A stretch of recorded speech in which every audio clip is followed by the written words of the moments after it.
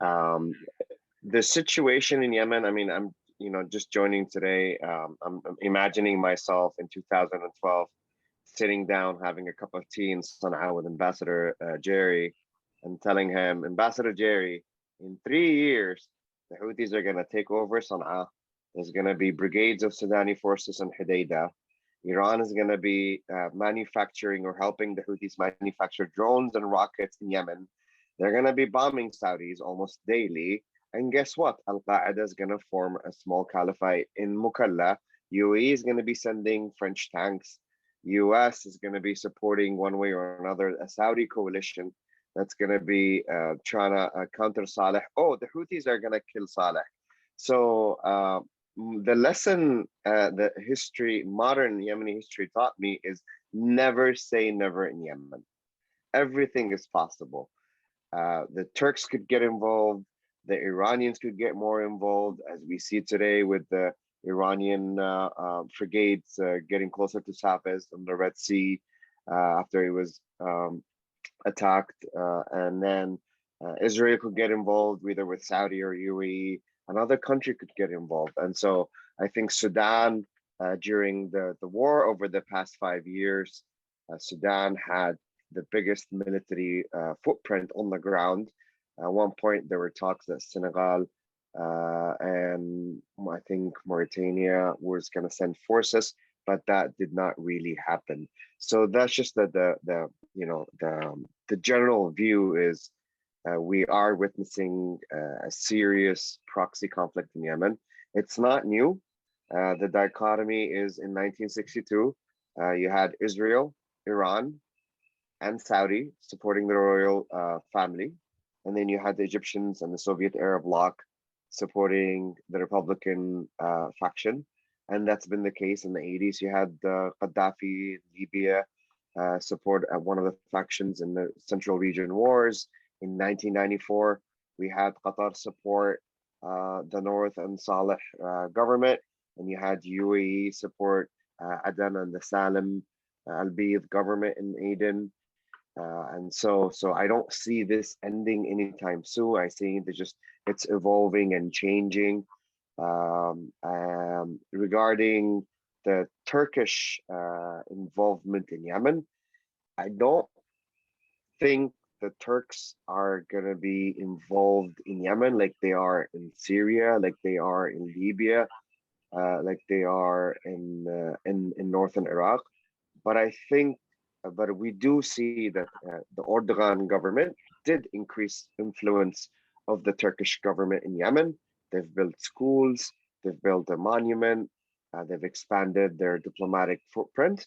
I don't think that's wrong. I think other embassies and other diplomatic missions do compete for more influence in the country, and that's how you do with soft power, where they're building schools and businesses. But I do agree that the next big conflict in the region will include Yemen just because of its location on the Red Sea. And you already see that. You see all these other actors, and they're China too, and various countries building a forward operating bases, whether on a floater like the Savis, or as it's allegedly called, or it's going to be more on forward operating bases with symbolic forces in Eritrea or in Sudan or in Ethiopia or in the west coast in Yemen. It's really hard to pinpoint right now. Who if Qatar and UAE, because of the agreements, the reconciliations, are going to cool things down in Yemen. One of the indicators, like we spoke to yesterday, that I always look to is the Yemeni media that's based in Istanbul, the Yemeni media that's based in Qatar, the Yemeni media that's based in UAE. That's a very good way for you to measure an indicator whether these various foreign actors are cooling things down Yemen or they're just competing with each other. I think that's just what I wanted to add, and we should open it up for Q&A. Okay, thank you, Mohammed. It's a sobering remark to think that the war may just be revving up, and that it may indeed continue for years to come. I was thinking before we went online this morning that The war back in the 1960s lasted 8 years, right? We're now in the seventh year. We're entering the seventh year of the conflict currently. It was unimaginable that back in 2014 you would have a war that would last longer than the conflict in the 1960s. But I take your point, Mohammed, that unless cooler heads prevail, there are certainly signs that the conflict could be just getting started. Yemen is the land of self-fulfilling prophecies. So we kept talking about Iran and Yemen for a decade, and then Iran showed up. We kept talking about, some sort of a Gulf military intervention in Yemen, and that happened. So I fear that every time we keep talking about the next threat, that it will become a self-fulfilling prophecy. But yes, please continue.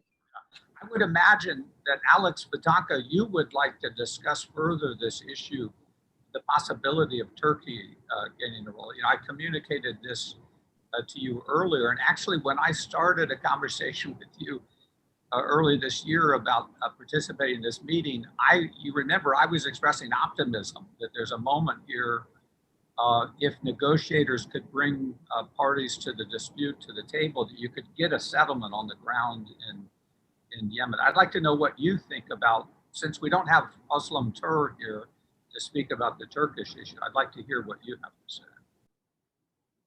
No, Stephen, all I can do is sort of repeat what I said, which is I see the issue of Turkey increasingly being mentioned by Iranian officials, concerned about what Turkey wants to achieve in Yemen, what kind of geopolitical partners the Turks might look to. I mean, obviously, we all seem to agree that the Saudis are the natural partner for the Turks.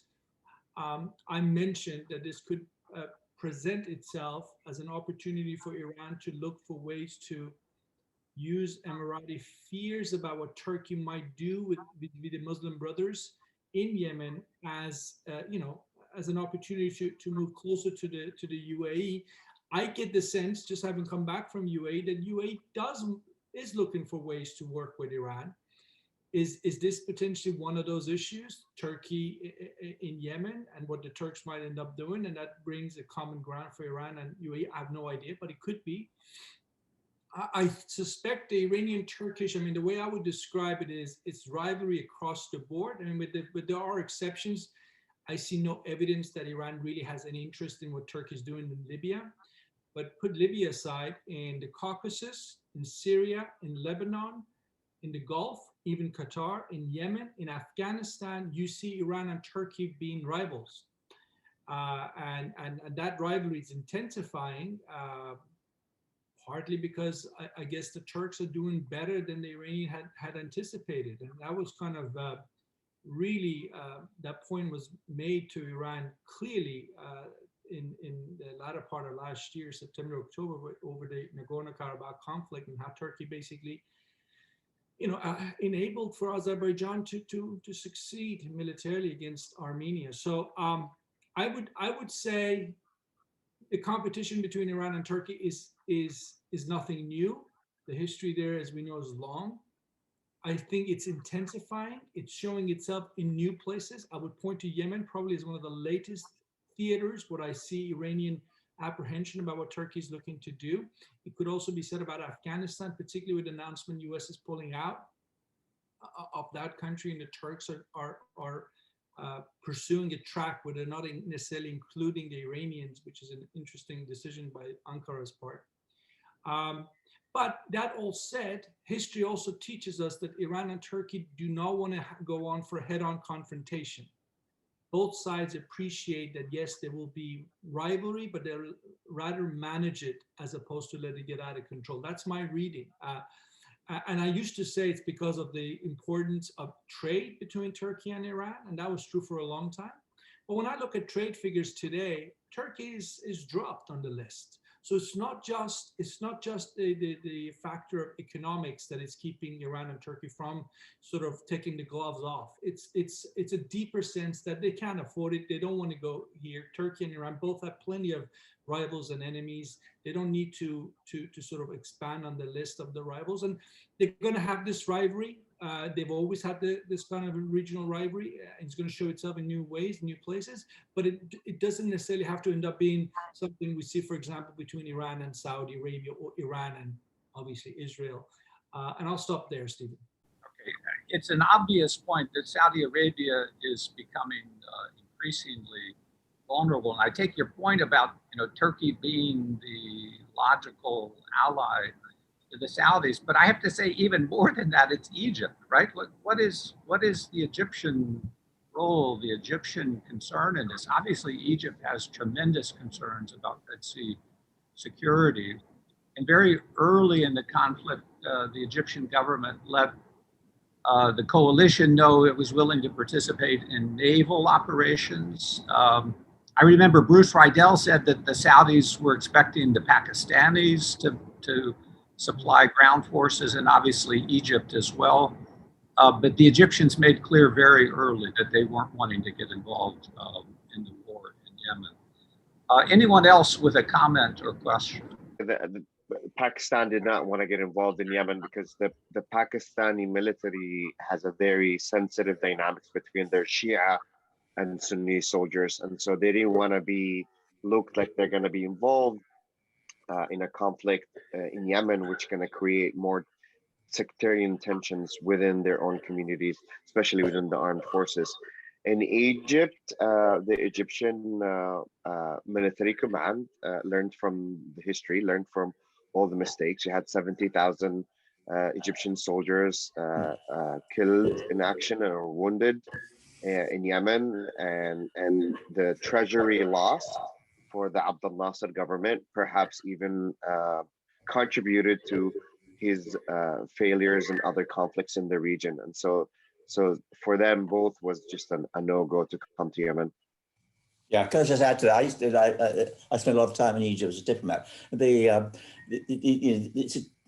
whole lessons of Yemen was taught at Egyptian military colleges. The whole generation of Egyptian officers do know that they will not, that the problems of fighting outside their own territory. So I don't think that there was ever any question of going to Yemen. But they're very clever. The Egyptians actually passed a resolution in Parliament that would enable it to happen, but it clearly had no intention of allowing it to happen, allowing it to take place.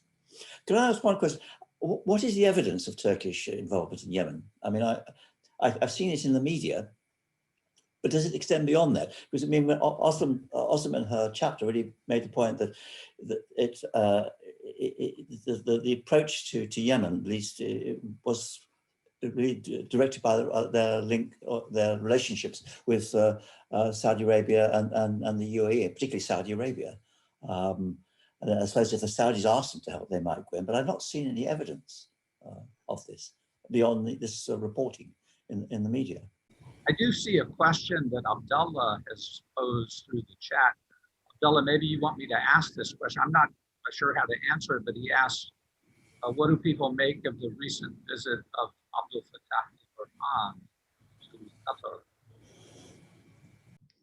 Just to say that the Sudanese are restoring some ties with Qatar. The Minister of Finance, who was appointed a month ago, I don't know if he counts as an Islamist or an ex-Islamist, but he has close ties to Qatar, and the head of the de facto head of state was, is he there now, or very recently was in Doha? So there's a bit of rebalancing going on with the Sudanese. Yeah, my point to everyone in the email was that it only makes sense that the more staying power that Ansar Allah shows in the northern part of Yemen with Iran backing it, that this enables or empowers what is the Qatari and what has been longstanding the Qatari Turkish view on the politics of Yemen. If anyone would like to comment on that. But I appreciate, Alex, your contribution. Turkish involvement in Yemen, I don't see any different from the involvement of any other diplomatic mission that's active or looking for more interest in Yemen. I think the areas where the Turkish charity organizations or aid agencies do operate are limited to areas that are looked upon as areas that has Islah as a big factor on the ground. However, Turkish aid is going through a lot of parts of Yemen, and there is a lot of interest for Turkey, and this is you could say that both things about Turkey and Qatar. I think post-war, Qatar and Turkey are gonna be playing a much bigger role. You're gonna have a lot of opportunities in reconstruction companies. That's Turkey's prerogative, like that's what they do. You're gonna have Qatari money that's gonna come in and try to help with the reconstructions. I think the Saudis and UAE naturally are gonna be fatigued because of all the war, and they're not gonna be, even if they pledged billions in reconstruction in Yemen. I don't think that that's going to be happening as efficient or as effective. So Qatar and Turkey may be playing a bigger role in Yemen post-conflict. And there's, not just for influence, you have a market for Turkish goods, you have access to the Red Sea, and you have some sort of a political faction that does see eye to eye with Turkey, but even it's not a big faction, but it's still a political faction that will be supportive to it. And same thing with Qatar. I don't think Qatar today is directly as involved in the conflict, or publicly at least, as it is reported. But just to go into a point that Elena said earlier, is that media in Yemen is so divided to the point that there's even now two Saba news wire. There's a Houthi one and there's an Aden-based one. There's two Yemen Today channels. There's one in Cairo and one in Sana'a. And so even to their websites level, everything is so split. And so for you to get like some sort of a clear idea of what's happening, you usually just read both stories, and the truth is usually in between. If I could just jump in very quickly with a couple of quick comments. I mean, this whole issue of Qatari engagement in Yemen, and I would say that the Turks would be there. I agree with Mohammed that the Turkish relationship would be in some way derivative of the Qatari, and not to lose sight of the fact that the Qataris were deeply involved in Yemen and trying to mediate between Sana'a and Saada in the 2006, 2007 timeframe, offering a lot of money. If the Qataris get involved in Yemen again, that is going to be a red flag for the Saudis. The Saudis were never very comfortable with Doha's engagement. They always saw that as a threat. A lot of what the Qatari scope may be in a post-conflict situation is going to depend very heavily on who ends up in charge in Sana'a, because I think that there are a lot of people, and you go back to 2011, 12, when the Qataris were forced by Ali Abdullah Saleh to drop out of the GCC negotiations because of his suspicions and his accusations that they were a stalking horse for Iran, whether that was real or not. And then, of course, the 2015 situation where the Saudis pushed them out of the coalition because, again, of allegations that they were pro-Houthi or pro-Iranian. So the Qataris have a very checkered history in Yemen, and it's not at all clear how much they will be welcome to come back. Prior to 2011, they did not play a major role, again, because of these suspicions.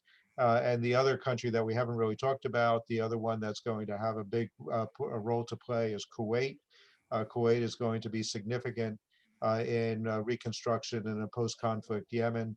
And again, because they're seen as a neutral party in many of the same ways that the Omanis are considered to be neutral within Yemen, the Kuwaitis, again, are relatively well regarded by all of the various factions. The other point I wanted to make very quickly is about Egypt and the fact that the Egyptians, if we're on the other side of the Red Sea for a moment, the Egyptians have been extremely uncomfortable with the way that the Saudis and the Emiratis have engaged in the Horn of Africa. The Egyptians have long seen the Horn of Africa as their backyard. And you look at the fact that they were very unhappy with the way the Saudis were seeing the Gerd, where they felt that the Saudis were more sympathetic to Ethiopia than they should have been, and that there's some tension also between the GCC states and Egypt over the way to play the Red Sea security situation, even though the Egyptians obviously are in a very weak position to push back against Saudi Arabia or the UAE. Okay, I want to thank everyone for attending. We ran over about 20 minutes, but this has been a really good discussion. I think our discussion today certainly shows just how complex the regional dynamics, with Yemen at the heart of it. Certainly Yemenis know this about the strategic position that their country holds at the tip of the Arabian Peninsula, and in the seat, right, the chair, the Horn of Africa, at the entryway to the Red Sea. It's absolutely crucial. So please continue to follow what we're doing. I welcome questions and follow up as we release the video. Once again, thank you everyone for joining us.